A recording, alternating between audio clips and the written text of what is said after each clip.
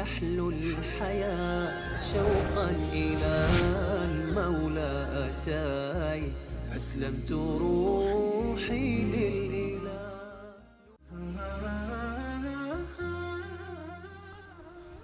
بسم الله الرحمن الرحیم. اللهم صل علی محمد و علی آل محمد کما صلیت علی ابراهیم و علی آل ابراهیم انک حمید مجید و بارک علی محمد و علی آل محمد کما بارکت علی ابراهیم و علی آل ابراهیم انک حمید مجید.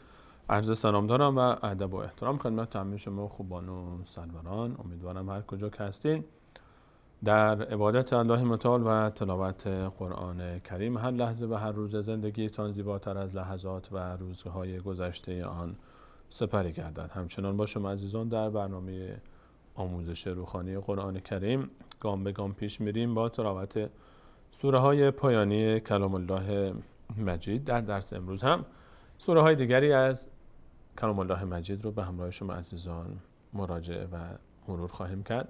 سوره مبارکه القارعه که بسیاری از عزیزان این سوره رو شنیدند و بسیاری از عزیزان حفظ دارند و سوره زیبایی است که در نمازها زیاد تلاوت میشه و خیلی از عزیزان شاید حفظ هستن، اما باز هم به همراه شما عزیزان این تلاوت این سوره رو آغاز میکنیم و خط به خط و کلمه به کلمه و بلکه حرف به حرف این سوره رو پیش خواهیم رفت تا ببینیم که آیا تلاوت ما تلاوت صحیحی است در این سوره و یا نه.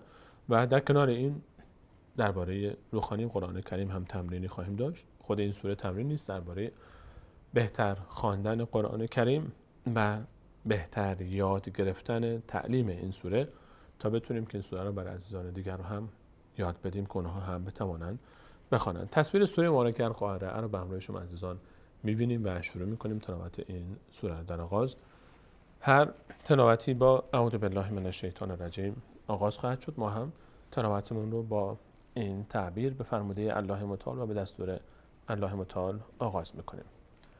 اعوذ بالله من الشیطان الرجیم بسم الله الرحمن الرحیم. در ابتدا ما اینجا در ابتدای سوره مبارکه القارعه یک الف داریم که علامت صاد روش هست. این الفی که علامت صاد روش هست رو ما اسمش رو میگیم الف وصل. این صاد از کلمه وصل گرفته شده و به اسم الف وصل معروف است، یعنی در وصل ما قبلش به ما بعدش خوانده نمیشه، اما وقتی که در ابتدا میاد مثل اینجا خوانده میشه.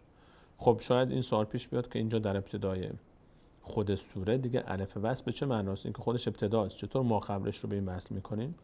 ما قبلش خود بسم الله الرحمن الرحیم ابتدای سوره است که بسم الله الرحمن الرحیم را که ما بخوایم مثلا بچسبانیم به خود ابتدا میتونیم بسم الله الرحمن الرحیم القارعه به این شکل خوانده میشه و اینجا الف وصل دیگه خوانده نمیشه، چون وقتی که بخوایم بسم الله الرحمن الرحیم رو بچسبانیم ما قبلش به ما بعدش وصل میشه. اما به هر حال اینجا وقتی که میخوایم از ابتدای سوره شروع بکنیم الف وصل رو بخوایم در ابتدا بخوانیم، الف وصل نیاز داره به حرکت چون بعدش ساکن هست. وقتی بعدش ساکن هست این علامت ساکن نیاز داره به یک حرکتی که ما قبلش باشه تا به کمک اون خوانده بشه. قاعده خواندن الف وصل این است که الف وصل وقتی در ابتدا قرار گرفت و خواستیم بخوانیم بعدش لام آمد، نگاه میکنیم که بعدش چی هست. اگر بعدش لام بود همیشه به الف فتحه میدیم. هر وقت بعد از الف وصل لام آمد همیشه آن الف فتحه میگیره بلا استثنا. آن الف چه لامش خوانده بشه چه خوانده نشه. احیانا این لام بعدش خوانده نمیشه، اصلا هیچ علامتی نداره، حتی ساکن هم نیست. بعضی وقتا ساکنه. الف وصل وقتی بعدش لام اومد فتحه میگیره همیشه. اگه بعدش لام نیامد چیکار کنیم؟ الف وصل رو چطور بخوانیم؟ نگاه میکنیم به اولین حرکت بعد از الف وصل. اولین حرکت یعنی فتحه، کسره و یا ضمه. اگر اولین حرکت بعد از الف وصل کسره بود بهش کسره میدیم، اگه ضمه بود بهش ضمه میدیم، اگه فتحه بود دیگه بهش فتحه نمیدیم، چون فتحه فقط مال وقتی هست که بعد از الف وصل لام باشه. اگه بعد از الف وصل لام نبود و اولین حرکتش هم فتحه بود بهش کسره میدیم، باز هم در حالت کسره میگیره، هم در حالت فتحه وقتی که بعد از الف وصل لام نباشه و اولین حرکتش فتحه یا کسره باشه.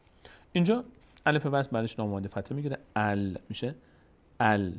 قاف بعدش الف اومده، قاف فتحه داره، در حالت عادی میشه ق. اما هر حرفی که فتحه گرفت و بعدش الف اومد آن حرف با صدای آ خوانده میشه. و این حرف ها اگر حرفی که فتحه میگیره بعدش الف میاد، از جمله 8 حرف صاد، ضاد، تا، ذا و غین و قاف و خا و را باشه که قاف یکی از اون 8 حرف هست، پر خوانده میشه. یعنی چی؟ یعنی دهان به سمت بالا باز میشه. این فتحه‌ای که بعدش الف اومده صدای آ میگیره، اون آ پر خوانده میشه. یعنی میشه القا، القا، نمیگیم القه، القه، نه، القا ر ع تو، القارعة، القارعة. این ت زحمه داره میشه قارعة. این علامت ر زیر ر کسره است، هر جا آمد صدای ا میگیره، اینم که فتحه است، این ضمه است، هر جا آمد صدای او میگیره. القارعة. الان اگر ادامه بدیم میشه القارعة. اگر ادامه ندادیم آخر آیه ایستادیم، قانون اینه که همیشه آخر آیه باید حرف آخرش ساکن باشه. شما وقتی که تلاوت میکنید، هر جا که توقف میکنید، چه آخر آیه چه در مابین تلاوت، آخرین حرفی که توقف میشه روی اون حرف باید ساکن باشه همیشه. اما ت دو نقطه یک اضافه ای هم داره. علاوه بر این که حرکتش میفته ساکن میشه، دو تا نقطه هش هم میفته و ه تبدیل میشه به این ت تبدیل میشه به ه. اصلا این ه چرا اصلا ه نوشته میشه؟ چون در هنگام وقف ه خوانده میشه. در هنگام وقف ه خوانده میشه. به همین خاطر ه نوشته میشه با دو تا نقطه. اما در هنگام تلاوت رو ادامه دادن همون ت خوانده میشه با ضمش، میشه القارعة ما القارعة. اما اگر توقف کرده میشه القارعة، القارعة، این ه خوانده میشه القارعة.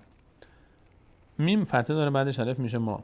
الف وصل در هنگام وصل ما قبل ما بعد میفته. لام ساکنه، نیاز به آخرین حرکت ما قبل داره که فتحه میم است. اینجا الف و اینجا این الف هیچ نقشی ندارن، این میم میچسبه به لام. مل قارعه، مل قارعه. اینجا هم مثل تعبیر اولی اینجا ساکن میشه و هم ت میفته هم دو نقطهش. القارعه مل قارعه. من الان این دو تا آیه رو به هم وصل کردم، بینشون نفس نگرفتم، به همین خاطر این رو القارعه خوندم. اما اینجا چون وقف کردم مل قارعه، اینجا رو دیگه تو نخوندم، ه خوندم. القارعه مل قارعه، این حالت وصلش. القارعه مل قارعه و ما.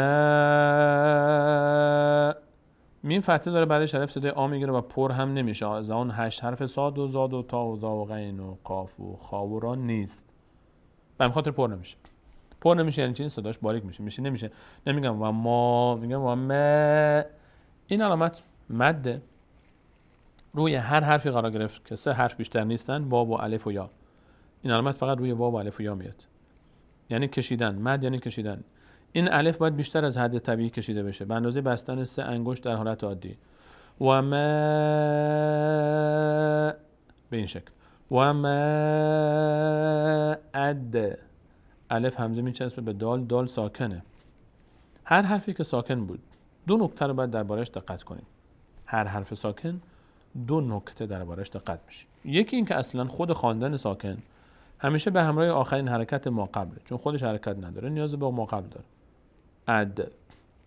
دومین نکته که باید درباره حرف ساکن دقت کرد اینه که این حرف ساکن اگر از 5 حرف قاف تا با، قاف تا با، جیم و دال بود که اگه سر هم نوشته بشه میشه قطب جد. کلمه قطب جد را اگر حفظ بکنید این 5 حرف رو به راحتی به خاطر میسپارید. قاف تا با جیم دال. اگر اینها ساکن بودند، اصل بر ساکن اینه که ساکن خودشون حرکت نداره، سکونه دیگه، یعنی بی حرکته، حرکت نکنه.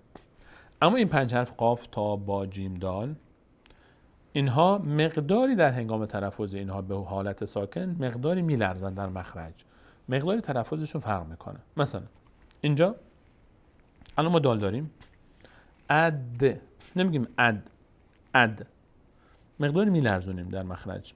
اد زیادم نه که حرکت پیدا کنه. اد و ما اد را فتحه بعدش الف آمده، را فتحه داره، بعدش هم الف آمده. هر حرفی که فتحه گرفت و بعد از فتحه الف آمد، چه به این شکل کوتاه و یا به این شکل بلند، آن حرفی که فتحه داره با صدای آ خوانده میشه و این را با صدای آ خوانده میشه و چون از آن 8 حرفی است که پر خوانده میشه، صاد، ضاد، تا، ذا، غین، قاف، خا و را هست، پر خوانده میشه. میشه چی؟ ادراک، ادراک، نمیگیم ادرک، نه، ادراک. و ما، اینجا میم باریک خونده میشه، را پر خونده میشه. دقت کنید فرق میم باریک و رای پر، هر دو تاشون الف دارن.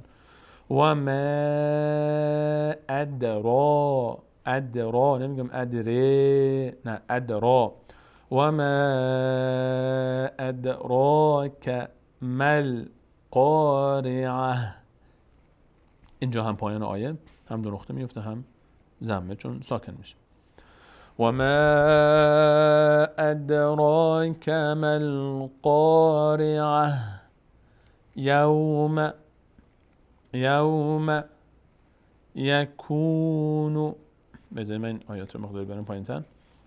یکونو، یا کاف ضمه داره میشه کو، چون واو آمده بعدش، هر جا که کاف یا هر حرفی ضمه گرفت، هر حرفی که ضمه داشت بعدش واو آمد، صدای او میگیره، کش پیدا میکنه ضمهش.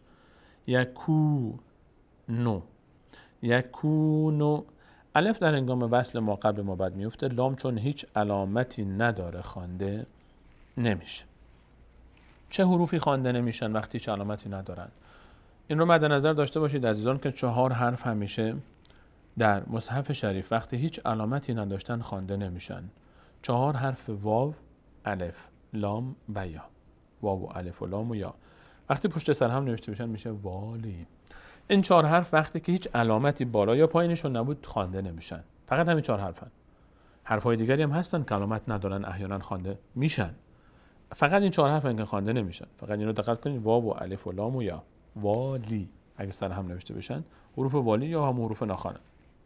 الان اینجا در این مثال لام از اون حروف هست، هیچ علامتی بالا و پایینش نداره، خوانده نمیشه. نون تشدید داره. تشدید یعنی چی؟ این علامت بهش میگیم تشدید، یعنی این حرف 2 بار باید خوانده بشه. در اصل 2 تا نون بوده، یک نون ساکن با یک نون فتحه دار. نون فتحه دار سر جاشه، این نون اینا فتحش. نون ساکن حذف کردیم برای اینکه راحت تر بنویسیم، 2 بار ننویسیم. به جاش یک علامت تشدید گذاشتیم تا دلالت بکنه بر حذف آن نون ساکن. هر علامتی که، هر حرفی که علامت تشدید داشت 2 بار خوانده میشه. یک بار با کمک آخرین حرکت ما قبل چون اولین حرف ساکن بوده، یک بار دیگه با حرکتی که خودش داره، فتحه، کسر یا ضم. نون اینجا میچسبه به نون. اینجا نون نیاز به آخرین حرکت ما قبل داره، لام حرکت نداره، الف هم نداره، از نون کمک میگیره. نون ضمش میچسبه به نون. یکونون، نون میشه یکونون. نا فتحه بعدش الف صدای آ میگیره، نون میشه نا. نون از اون 8 حرفی نیست که پرخوانده بشه، نمیشه نا، میشه نه. یکونون ناس. یک نکته دیگه هم در نظرمون باشه، نون همیشه وقتی تشدید داره مقداری در هنگام تلفظش مکس میکنیم و صدا رو در بینی نگه میداریم. یکون الناس. اینجا 3 نکته رو در نظرم بود. یک بار که نون باید با نون قبل میخوانده میشد، یک بار با فتحه خودش، دوم بعدش الف پر نمیشد، سوم که نون غنه میشد. به اصطلاح مقداری در بینی صدا رو نگه میداشتیم. یکون الناس، یکون الناس که، این کافه. الف در هنگام وصل میفته. لام ساکنه، نیاز به آخرین حرکت ما قبل داره، فتحه کاف. کل، ف، را. را فتحه داره، بعدش الف صدای آ میگیره و پر هم خوانده میشه، چون را از جمله حروفی است که پر خوانده میشه. کل فراشی. الف در هنگام وصل لام میفته، این الف وصله. لام ساکنه، نیاز به آخرین حرکت ما قبل داره، کسره شین میچسبه به لام. شل، مب، ثو، ث. کالفراش المبثوث. 3 نقطه در آخر ساکن میشه چون توقف کردیم روش. هر جا در آخر آیه حرفی بود باید ساکن بشه وقتی نفس میگیریم روش و توقف میکنیم. کالفراش المبثوث. حرکت نمیکنه، ببینید فقط صدای س میاد، حرکتی نداره. کالفراش المبثوث. به هم از اون حروفی هست که اینجا گفتیم از اون 5 حرف قاف و تا و با، جیم و دال هست که در هنگام ساکن بودن مقداری میلرزه در مخرج. نمیگیم نه مب. کالفراش المبثوث، کالفراش المبثوث. و تکون الف در هنگام وصل میفته، لام نون ضمی نون میچسبه به لام. تکون فتح بعدش الف صدای آمو پر نمیشه. جبال و تکون الجبال و تکون الجبال. کل کاف میچسبه به لام چون الف در هنگام وصل میافته. کل کمی من آیات رو پایین تر بیارم. کل میچسبه به ه، کسره به ه کمک میکنه برای خواندن. کل نه. الف در هنگام وصل میفته، لام باز کمک میخواد، از نون کمک میگیریم، کسره نون میچسبه به لام. کل نل منفوش. نون ساکن ما اینجا داریم. این نون ساکنش مخفی شده و نوشته نشد. نون ساکن هر جا ما دیدیم در اینجا نون ساکن چرا ساکنش نوشته نشده و حتی اینجا جلوتر هم نون ساکن نوشته نشد در حالی که اینجا ساکنش نوشته شد. دقت کنید الان اینجا نون ساکن در آیه بعدی که بهش میرسیم علامت ساکنش نوشته شد. اینجا نون ساکن همون نون ساکن، اما علامت ساکنش نوشته نمیشه. اینجا هم علامت ساکن نون، این نون علامت ساکنش نوشته نشده در حالی که خوانده میشن. ما گفتیم فقط حروفی خوانده نمیشن که 4 تا بودن، واو و الف و لام و یا. وقتی هیچ علامتی نداشتن خوانده نمیشدن، اما نون علامت نداره ولی خوانده میشه. اینجا نون از اون حروف نیست. چرا علامتش در بعضی جاها نوشته میشه مثل این علامت ساکنش و اینجا نوشته نمیشه، مثلا اینجا و اینجا؟ این برمیگرده به شناخت احکام نون ساکن. ما هر جا نون ساکن میبینیم و یا تنوین، این رو بارها و بارها در این برنامه گفتم و ان شاء الله که حفظ شده باشه. مگه حفظ نشدید باز هم میگم تا حفظ کنید. هر جا نون ساکن و یا تنوین میبینیم بعد ببینیم که بعدش چه حرفی قرار گرفت. ما 4 تا قانون داریم برای خواندن نون ساکن، برای راحت تر خواندن نون ساکن و یا تنوین. نگاه میکنیم اگر بعد از نون ساکن یا تنوین حرف ب آمد، چون نمیشه نون و ب رو همزمان با هم ادا کرد. مثلا کلمه من بعده نمیتونیم بگیم من بعده، سخته. یا مثلا فارسی خودمون زنبور نمیشه، سخته کلمه آوردنش بر زبان. به جای نون میم تلفظ میکنه، خیلی راحت. به جای نون میم تلفظ میکنه، میشه من بعد. تو فارسی میگیم زنبور. این قاعده رو بهش میگیم اقلاب. قاعده اول، بعد از نون ساکن اگر حرف با آمد نون تبدیل میشه به میم، به جای نون میم تلفظ میشه. قاعده دوم، اگر بعد از نون ساکن و یا تنوین کما نون ساکنه یکی از 6 حرف یا، را، میم، لام، واو و نون آمد که اگه سر هم نوشته بشه میشه یرملون، نون ساکن و یا تنوین رو تبدیل میکنیم به حرف بعدیش هر چی بود، به خاطر اینکه راحت تر خوانده بشه. اینو بهش میگیم ادغام، یعنی تبدیل شدن این حرف به حرف بعد. قاعده سوم، اگر بعد از نون ساکن و یا تنوین 6 حرفی که از حلق ادا میشن آمدن، حروفی هستن که از حلق حنجره ادا میشن، همزه و ها، عین و ح، غین و خا، همینها الان از حنجره ادا میشن. این 6 حرف اگر بعد از نون ساکن آمد، در این حالت خواندن نون ساکن آسان است. به همین خاطر نون ساکن رو همان گونه‌ای که هست میخوانیم و ظاهرش میکنیم و علامت ساکنش رو هم ظاهر مینویسیم. این رو بهش میگیم اظهار، ظاهر شدن نون ساکن.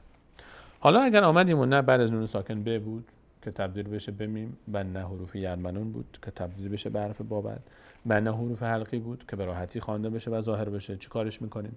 قاعده 4 اجرا میشه. قاعده 4 چی هست؟ قاعده اخفا، مخفی کردن.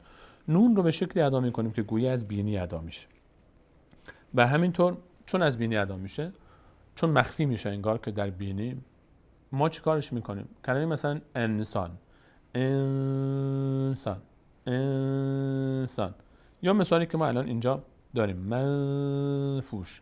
من نمیگم منفوش، منفوش نمیگم، من صدا تو بینی داره میاد، این مقدار روش نگه می‌داریم.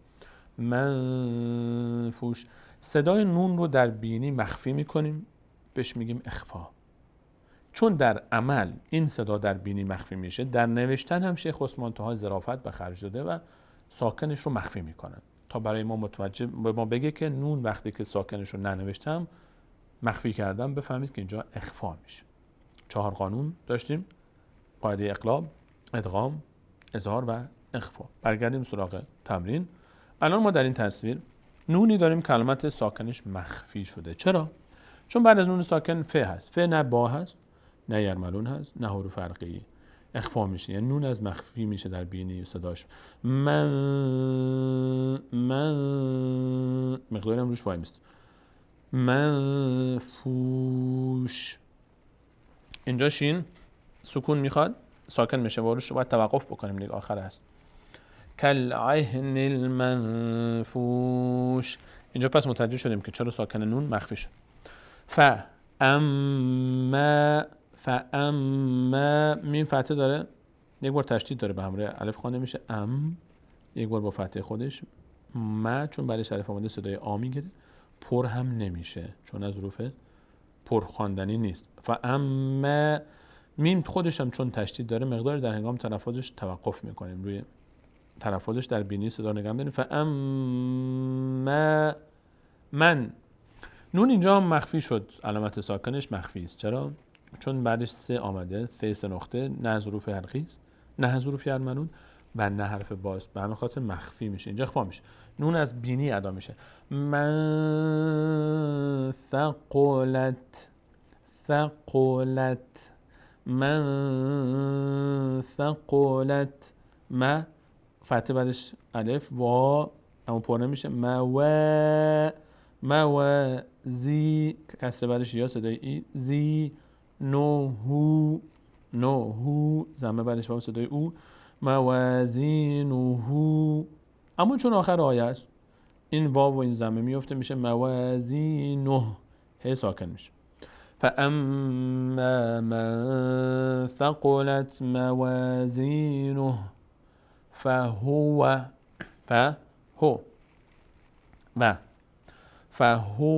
في عیشة. اینجا تنوین بعدش چی آمده؟ را آمده، از حروف یرملون. تنوین تبدیل شده به حرف بعدش که را هست و همین خاطر را تشدید گرفته. ایشتن بوده، ما به جای نون ساکن الان ر تلفظ میکنیم. ایشتر را ر فتحه داره، بعدش الف صدای آ میگیره، پر هم میشه. را نمیگیم ر، نه را، دهان به سمت بالا باز میشه. عیشتر را ضی، ز بعدش یا آمده صدای ای میگیره. ضی یه تن. اگه ادامه بدیم تن میشه، اما اگه ادامه ندیم اینجا چون تی 2 نقطه با آخرش هم نقطه‌اش میپره، در هنگام وقف هم نقطه‌اش میفته هم تمرینش میشه ه. راضیه. اگر توقف بکنیم اینجا میشه عیشة راضیه. این از این. اما اگه ادامه بدیم اینجا چون تنوین بعدش واو اومده باز تبدیل میشه به واو. راضیت و اما، مقداری من تصویر بیارم پایین‌تر. و اما من. اینجا نون ظاهر شد ساکنش، گفتیم در مثال بالا چون اخفا میشد مخفی شد، اینجا هم اخفا میشد مخفی شد، اما اینجا نون ظاهر شده. چرا؟ چون بعدش خ آمده، خ از حروف حلقی است و گفتیم بعد از نون ساکن هر وقت حرف حلقی بیاد نون از مخرج خودش ظاهر میشه و ادا میشه، به همین خاطر ساکنش هم ظاهر است و آشکار. چطور ظاهر میشه؟ سری نون رو از همون مخرجش میگیم و رد میشه. من خفت، دیگه نمیگیم مثل اینجا من ثقلت. اینجا نون رو هم از مخرجش از بینی اداشون هم روش به توقف کردیم. من ثقلت. اما اینجا من خفت سری رد میشه.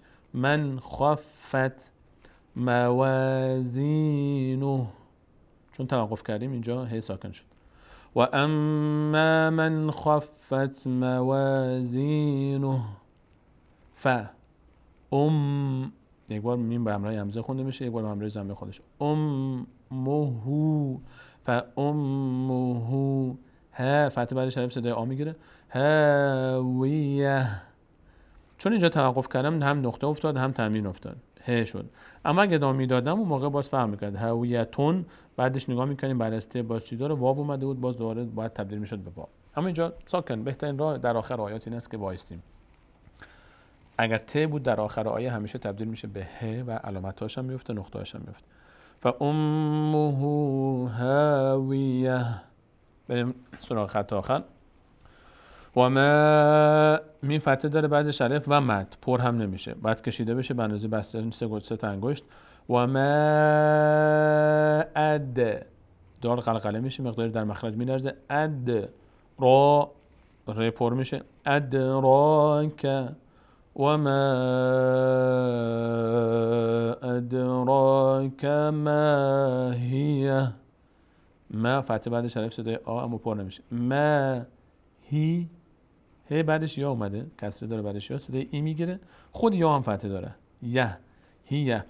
و ما ادراک ما هیه نارون. تنوین بعدش ها اومده، هی از حروف فرقی است، اظهار میشه. نارون، تنوین خودش خونده میشه. نارون حامیه. این تنوین اون که به این شکل نوشته میشه، هر جا به این شکل دیدید که عثمان طاها نوشت یعنی اظهار میشه. اظهارش رو به این شکل می‌نویسن، غیر اظهار رو به این شکل دیگر به این شکل، دو تا ضمه با هم میاره. شیخ عثمان طاها وقتی تنوین اون دو تا ضمه اظهار بشه به این شکل می‌نویسه. نار حامیه. این واو و میم حذف میشن وقتی که نقطه هم حذف میشه چون ساکن میشه آخرش. این میم به خاطر این است که اگر ما بخوایم این رو ادامه بدیم، حامیتون بوده مثل این دو تا تنوین بوده، اگر به بسم الله سوره بعد بچسبونیم اون موقع چون بعدش ب میاد اقلاب میشه، تبدیل میشه به میم تنوین. اما وقتی که ساکن باشه هم نقطه میپره هم این علامت میشه حامیه. این سوره رو با هم یک بار تلاوت میکنیم. بسم الله الرحمن الرحیم. القارعة ما القارعة. این در نگاه بسلش. القارعة ما القارعة. وما أدراك ما القارعة. يوم يكون الناس كالفراش المبثوث وتكون الجبال كالعهن المنفوش. فأما من ثقلت موازينه فهو في عيشة راضية. وأما من خفت موازينه فأمه هاوية. وما أدراك ما هي نار حامیه. این هم از سوره مبارکه القارعه که درس امروزمون بود. انشاءالله در برنامه‌های بعد درس‌های دیگری رو به همراه شما عزیزان ادامه خواهیم داد. این مسیر رو انقدر ادامه خواهیم داد تا مطمئن بشیم که همه شما عزیزان تمامی صفحات کلام الله مجید رو به راحتی می‌توانید که بخوانید هر جا که باز کردید. تا برنامه بعد، الله یار و نگهدار شما.